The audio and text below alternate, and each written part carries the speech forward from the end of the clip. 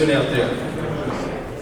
No, we got the 10:30. This is great. So this session is called "How Investors Can Win in New York," and I always like to start with a story. So I'm going to tell you a story about baby swans.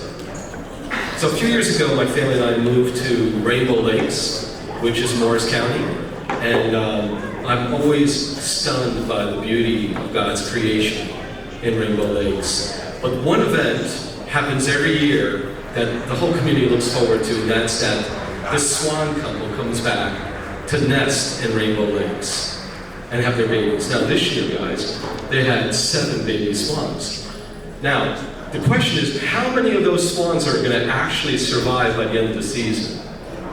Now, there are 5 different reasons why the swan babies don't make it. I'm going to give them to you. And believe me, this does have a purpose to what we're talking about. Number 1 is predators. The lake is filled with predators, but the number 1 predator for baby swans, I don't know if you know this, is turtles. The snapping turtles grab the baby swans from below and pull them down, drown them, and the parents can't do anything about it. The second reason why the swan babies don't make it is through injury, because the parents need to train those swans up. And if you get hurt as a baby swan, which leads to the third reason why the baby swans don't make it, is that they're abandoned. Now, there's not a whole lot of heart when it comes to mom and dad. Just kind of leave you there. In fact, what happened with one of the swans was that we rescued it. The swan became lame. We sent it to the swan doctor, actually the community did. And in rehab, it met a female swan. So Louis met Louise, and we brought the 2 swans back in to the community, which leads to the 4th reason why the swan babies don't make it, and that's through internal conflict. Because if you bring an external swan in to a lake community, there is nothing but World War III. And Louis' dad did not care for Louise, his new girlfriend, to the point where he was attacking this swan, where he was trying to kill the swan. So we had to literally take those swans and move them to another lake in the community. Now you'll say, well, what's the 5th way? You gave me 4. What's the 5th way? Well, sad news this morning. I was talking to my wife on the phone, and one of the swans was struggling in the lake. They pulled the swan out, sent it to the rehab, and the swan died in 4 hours because it died of lead poisoning. Lead poisoning? Well, there's some careless people out there. When they fish, they just leave the hook with the sink. The sink is made out of lead, and the swans eat them, and they die. So, the question is, how many swans are left? We start off with 7. 3 actually died by the turtles. 1 was actually injured and sent to rehab, bringing back another 1, and 1 just died of lead poisoning. So we're down to only a few swans. Now, so guys, panel, how does the New York market, the way it stands right now, go from where it is to becoming that swan? Because when you the beautiful thing about the swans is when they do get full grown, you watch them turn color and they actually literally learn how to fly. They fly off. How can the New York market get to the point where it can fly off and become the 3rd largest national market or the 5th largest market in the world? And Tahira, I'm starting with you. And by the way, I didn't introduce them, they're going to introduce themselves, and in the end, maybe I'll get a chance to introduce myself. But Tahira, what do you think? I mean, I'm kind of speechless right now with this swan baby scenario. This was not in my prep call. So my name is Tahira Ramdullah. I've been in the cannabis industry for about 10 years, both on the investing side and the operating side. I do a mix of both right now, based out of New York, so I've been following that market very closely and intimately, because I am like right in the thick of it. And, I think that, look, it has not started off as all of us anticipated. I think New York had a really strong emphasis on social equity and wanted to right the harms of the war on drugs, and just the execution of that has been challenging. I don't think we need to go into the details of that because we all know it very well. But where do we go from here? I think there's still opportunities. I still believe that New York is going to be one of the best markets. The challenges that we have, we know what they are. So the threats that you put out, we know what those different threats are.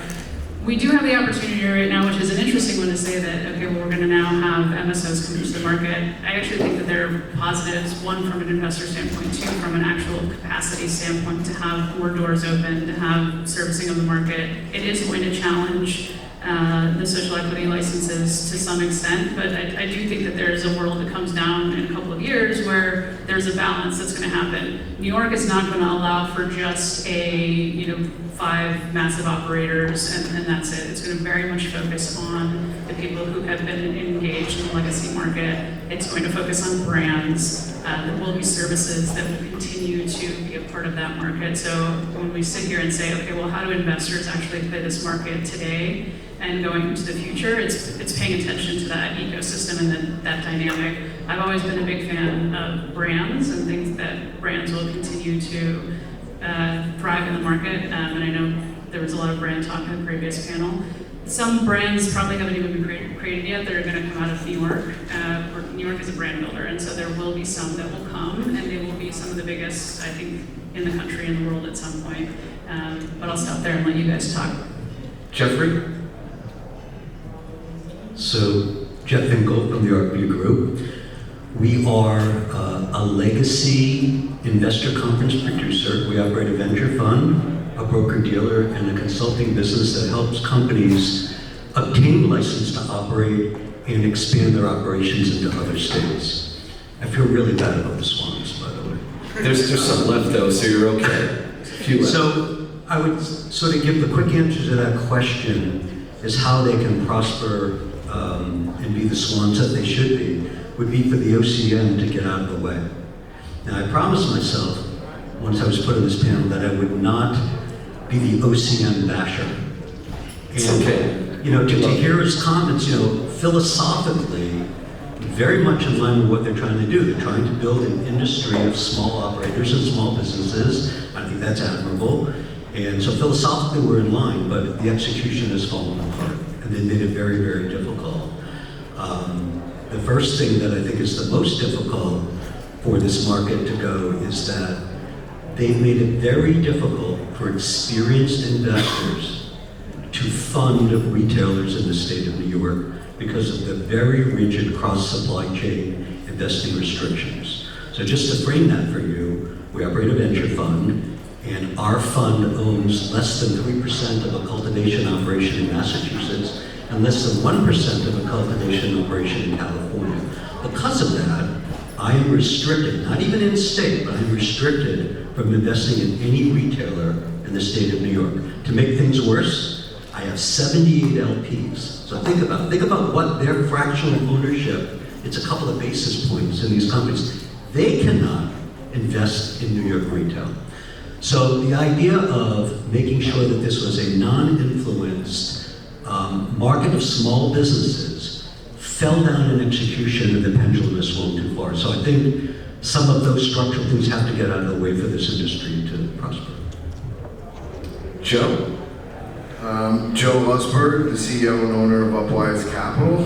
I'm also the co-owner of Mott's, which is a card winner and dispensary in Long Island that my brother won. So we're very involved in New York. I grew up in New York, live in New York, and my business is out of New York. We're currently financing 5 different operations in New York, mainly through debt capital, cultivators. But in New York, the way to survive is to get into the market now and take first mover advantage. We see the one dispensary in Long Island doing like 1.5 million a week. So there is a huge potential in New York. I'm very bullish on the state. You're competing with a lot of legal operators, so you have to make sure that there's no legal operator near your dispensary. And we've even seen that dispensaries that have legal operators near them are also still thriving, doing $20–30 million a year. So you just have to get operational. It's all about the location that you find, and all about being well capitalized. The one operators in New York who have 35 brands that they're making and they're doing 1.5 million a month, we can count them on my hand how many there are. And those operators are making brands in California and other states, and they're doing licensing deals, they're in all the dispensaries. So that they say if you can make it in New York, you can make it anywhere, right? So you really have to hustle. And like Jeff said, raising equity and being capitalized in New York is the most important thing. And unfortunately, the equity markets are very, very dry. So the only way to do that is through family and friends and pounding the pavement and just making sure that you're ahead of the regulations. You know, I think the OCM has done the best job that they could possibly do with the staff that they have. You know, the OCM was put in charge of closing down these 8,000 illegal dispensaries in Manhattan. They have 75 employees. You know, the task that they were put in charge of doing is really just too big for them to be able to handle, right? So we just have to try and get operational and make sure you're well capitalized, make sure you have experience, you know, doing it, or experienced operators, and get into the market so you can take first mover advantage, and you'll do well. You know, investors will do very well in New York if you get something more operational as soon as possible. And I think retail is really the avenue to invest in, because obviously you see a lot of these cultivators and processors are struggling because they have nowhere to sell their cannabis. So Joe, just to follow up on that, the question for the team here. So I'd like you to kind of focus on the side, not the owners, the people who are getting the licenses, but the people who actually want to invest in the cannabis enterprises in New York. A twofold question. First, is really now the right time to do that? I mean, should you really be doing it now? Should you be waiting to see, you know, which baby swans actually survive, or is it now? And then second, what type of investor would be interested in this market? So those are the two follow-up questions, because we still have a whole lot of time to kill. So, like Jeff said, if you're invested in any other state in the cannabis business, you cannot invest into any vertical in New York. So it's a great opportunity for investors who haven't invested in cannabis yet and are not involved in operations in other states. And yes, I think now is a great opportunity to invest, but a lot of investors that we're talking to, they're choosing their one stalking horse bid in New York, and they're riding one operator only. They're not investing in multiple, they're looking at one, and they're saying, these guys have a great team, we're gonna put our money into them, and then sit back, see what happens to the market, watch it stabilize, and go from there. Yeah, I think this kind of happens when every new region comes online. It's that sort of investors in legacy industries in that region all of a sudden get interested, right? And so, since New York had the restriction, by the way, just for clarification, it's only to invest in New York retail. So I can invest in New York cultivation and processing, but that cross-supply chain restriction was only about investing in the retail, part of the supply chain. But what happens in these regions when they come online is the legacy industry investors get interested in New York. It's apparel guys, it's real estate guys. It's not the traditional cannabis funds as much, but people from outside of the industry, and also people in financial services, partners in private equity funds that can't invest through their funds, invest personally. So that's kind of what's happened. Those are, I think, the investors that have emerged with interest in New York.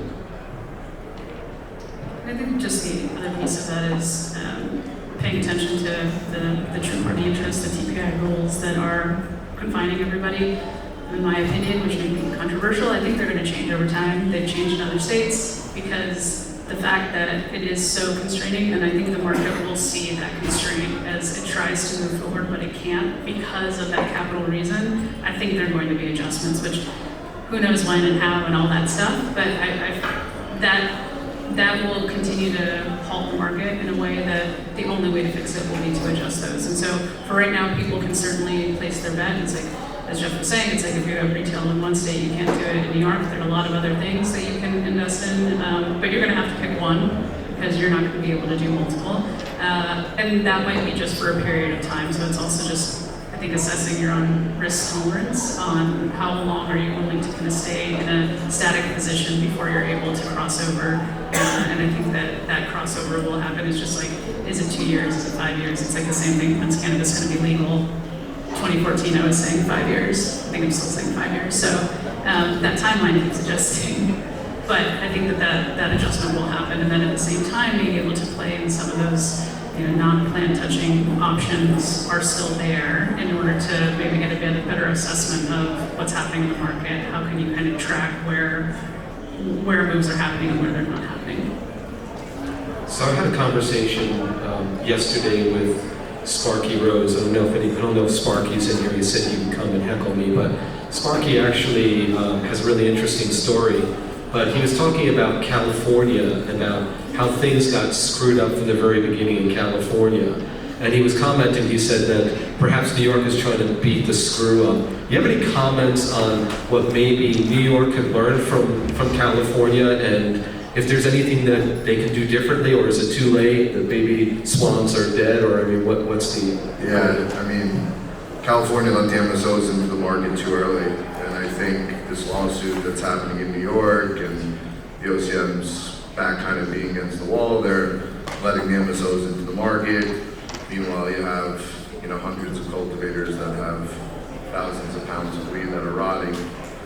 I just think a lot of the smaller operators, I mean, it's survival of the fittest, and unfortunately, now that the MSOs are in, it's going to be a very tough market for some of them to be able to compete with them.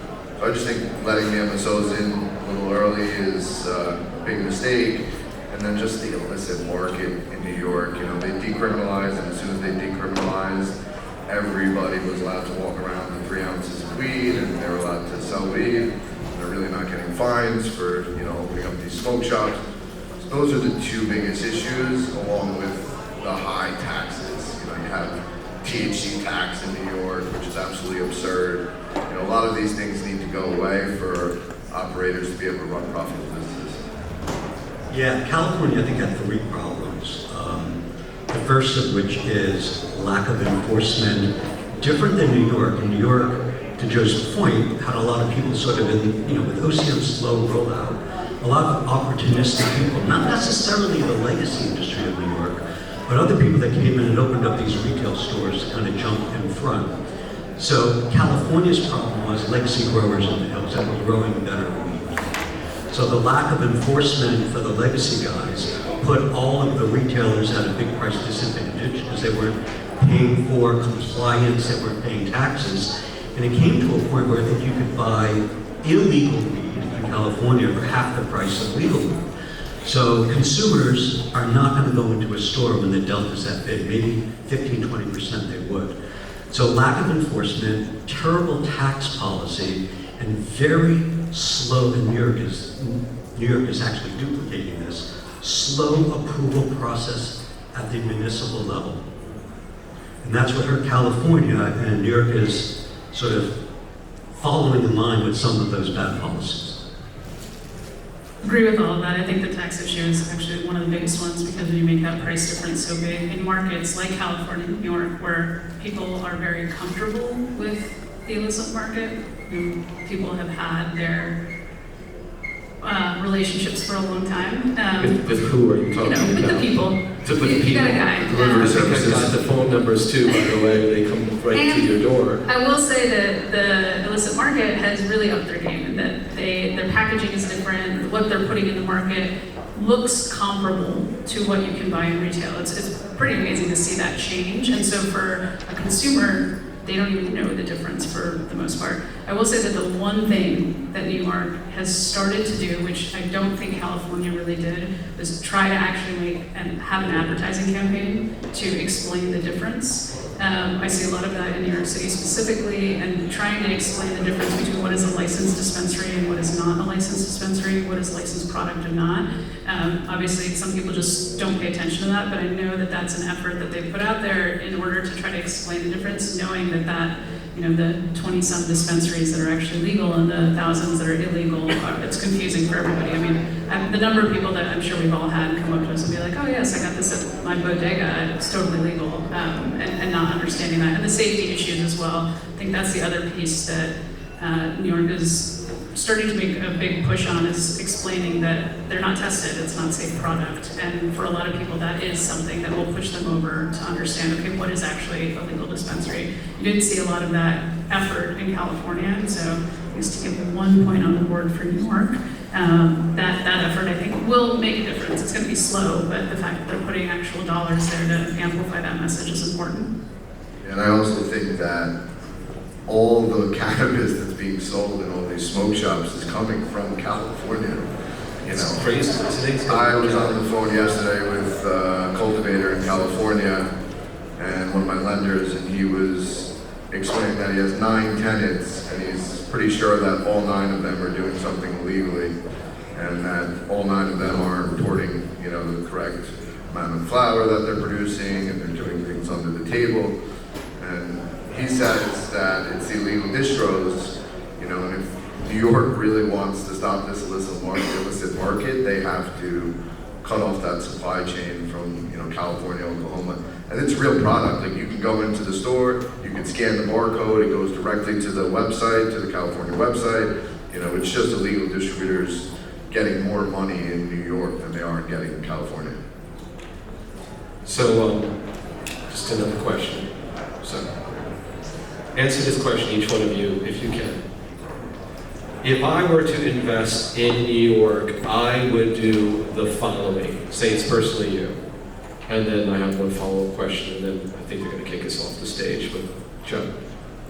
I am invested in New York. What do you do? I'm invested in my brother's dispensary. I'm his CPI, and I would get open as soon as possible. And like Jeff said, certain areas, like we're in Long Island, you're dealing with insane zoning regulations where it's not only 1,000 feet from dispensary to dispensary, but 1,000 feet from a church, 1,000 feet from a residence. Very difficult zoning regulations in certain areas, so you just have to push the municipality and get into market as soon as possible. There's a big opportunity in New York. Jeffrey? So we haven't invested yet, and obviously we're not able to invest at the retail tier.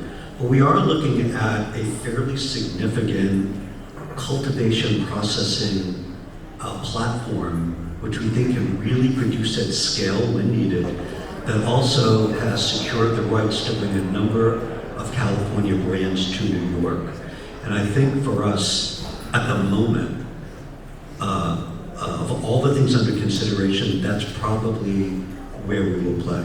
We're still not through due diligence at the very beginning of it, but it's compelling in its nature, and we like the operators, so I think that's ultimately where we'll land. I would buy a big bag of weed and go set up in Washington Square Park and sell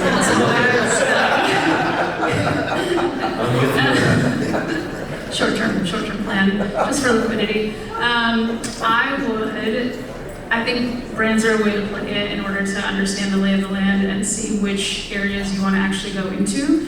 If you're not invested in another market in retail, then I would pick a retailer and somebody that, a group that you've really been able to understand, and the location is really promising, knowing that it's going to be a bit of a longer term play, and then wait to see how TPI changes so there's a broader opportunity to invest in.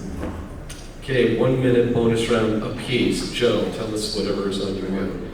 Oh, we have a question that kills our... You keep saying if you're invested in retail elsewhere, that's actually not the rule, right? You can't invest in other items. If you're a retail investor elsewhere. Yeah. You can in retail there, but not in other You areas. gotta stay in your tier. So you gotta choose your tier.